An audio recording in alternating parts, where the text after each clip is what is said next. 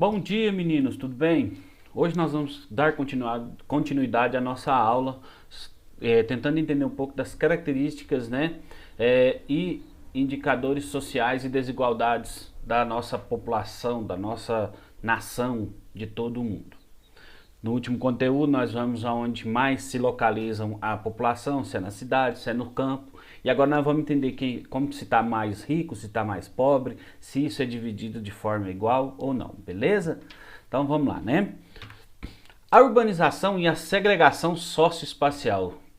Como vocês viram, a população, a nação, a sociedade, ela está mais urbana, né? Principalmente a partir desse século, né? 2010, por exemplo, a maioria se tornou moradores da cidade do que na zona rural.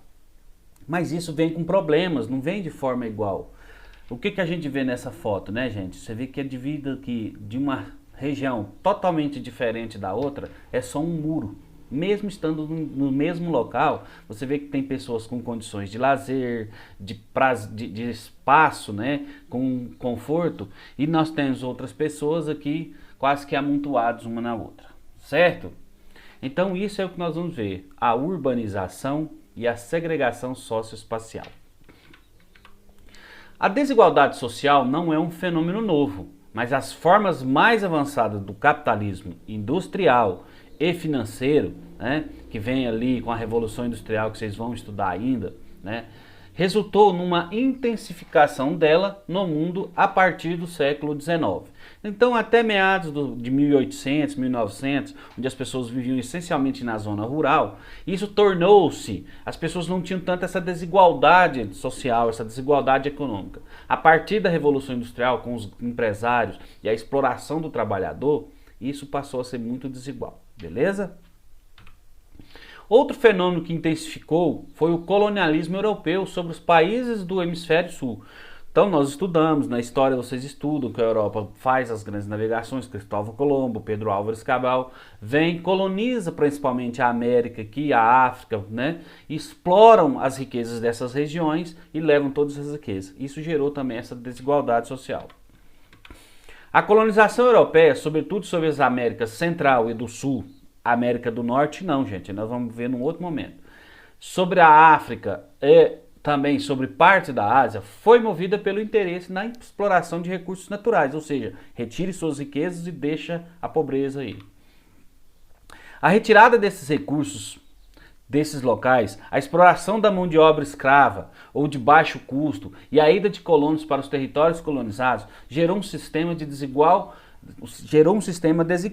que perdura até hoje. Os colonos que vieram da Europa vieram aqui só para explorar, enriqueceram às custas da mão de obra escrava, da exploração, certo? Isso gerou esse movimento, essa desigualdade social que até hoje é consequência dessa exploração colonial. Portanto, os dados sobre a desigualdade social no mundo demonstram a existência de um verdadeiro abismo entre a minoria mais rica e a maioria mais pobre. Sendo que os países mais pobres, com exceção historicamente dos Estados Unidos e Canadá ali, que não é o campeão em desigualdade, porém ele possui altos índices, também há uma desigualdade nos Estados Unidos, mas leva-se em conta, ele possui um alto índice levando-se em conta do seu PIB, que são campeões nos rankings sobre a desigualdade social. Mesmo sendo a potência que ele ainda possui uma desigualdade, apesar que a colonização norte-americana foi feita, ela se desenvolveu de forma diferente. Então, não é tão grande a questão de desigualdade social nos Estados Unidos, mas também não é um dos melhores do planeta. A riqueza do mundo, portanto, não é distribuída de forma igual entre as nações. Cerca de 80% da riqueza produzida em todo o planeta está concentrada nos países do norte, como a América anglo-saxônica, né, que é Estados Unidos e Canadá, Europa Ocidental, ali Alemanha, Inglaterra, Itália, o lado mais rico da Europa, Japão e Austrália. O que observamos é que após 3 revoluções industriais, o processo de globalização, desigualdades socioeconômicas entre os países cresceram apesar da redução global da pobreza. Isso a gente vai estudar mais para frente, tá? Alguns países, principalmente na África, continuam com indicadores socioeconômicos bastante ruins. O índice de desenvolvimento humano, por exemplo, principalmente na África e na Ásia, é muito baixo, até na América Latina, tá? Diante de tanta desigualdade e disparidade entre as regiões do planeta, a ONU, que é um órgão criado mundialmente, criou o que nós chamamos de IDH, que avalia as condições de vida em praticamente todos os países do mundo, com base em 4 aspectos. Expectativa de vida ao nascer, ou seja, quanto tempo as pessoas vão viver, renda per capita, quanto que ganha cada família, média de anos de estudos de adultos, você chega à faculdade ou não, e anos de estudos esperados. Então espera-se que você tenha 15 anos de estudo e que estude esses 15 anos, beleza? Variando em uma escala de 0 a 1, quanto mais se aproximar de 1, melhor é a situação do país. Quanto mais se aproximar de 0, pior é a situação do país, certo? Então, em 2017, o melhor IDH foi o da Noruega, lá na Europa Ocidental, onde mediu-se a questão de 0,953, quase perfeito, né? Então, acesso à educação, acesso à saúde, condição de vida boa, vivem-se muito lá na Noruega.